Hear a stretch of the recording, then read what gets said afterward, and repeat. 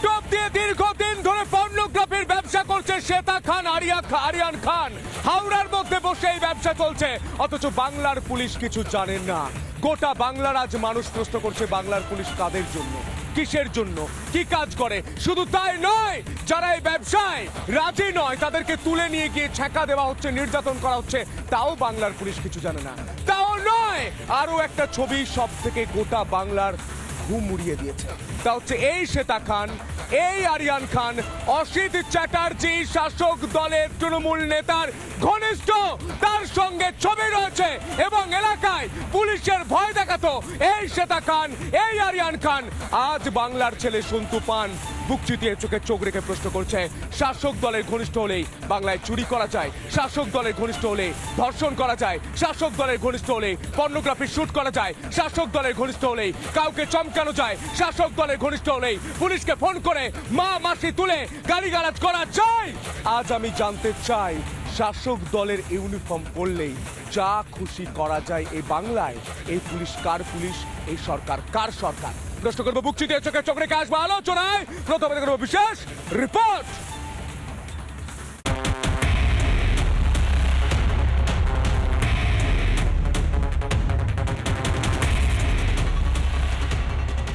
গ্ল্যামারে ঝলকানির আড়ালে অপরাধের কালো অন্ধকার।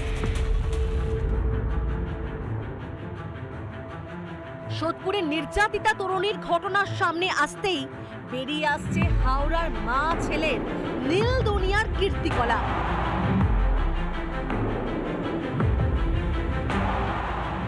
মুখোশ খুলতেই পলাতক অভিযুক্ত শ্বেতা ওরফে ফুলটুসি ও আরিয়ান।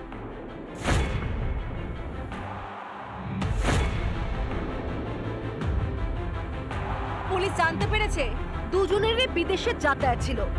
বিভিন্ন সময় নাকি ব্যাংকক যান শ্বেতা। কিসের জন্য ব্যাংকক যেতেন? পালিয়ে বিদেশে চলে যাননি তো এই কীর্তিমান আরিয়ান ও শ্বেতা? এই প্রশ্নগুলিও এখন ভাবাচ্ছে পুলিশকে। এদিকে হাওড়ার একাধিক তৃণমূল নেতার সঙ্গে একই ফ্রেমে অভিযুক্ত শ্বেতা খান। তার নাকি যোগাযোগ ছিল হাওড়ার বিশিষ্ট কয়েকজন শিল্পপতির সঙ্গেও।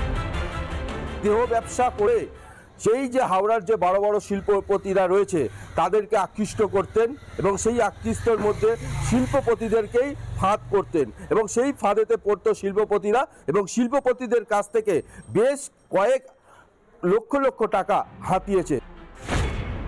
তবে কি শাসকের ঘনিষ্ঠতায় প্রভাবশালী শ্বেতা আরিয়ান? ইতিমধ্যে পুলিশের নজর পড়েছে ইশারা এন্টারটেইনমেন্ট নামে প্রোডাকশন হাউসের ওপর। 4 বছর আগে প্রোডাকশন হাউস খোলে আরিয়ান শ্বেতা।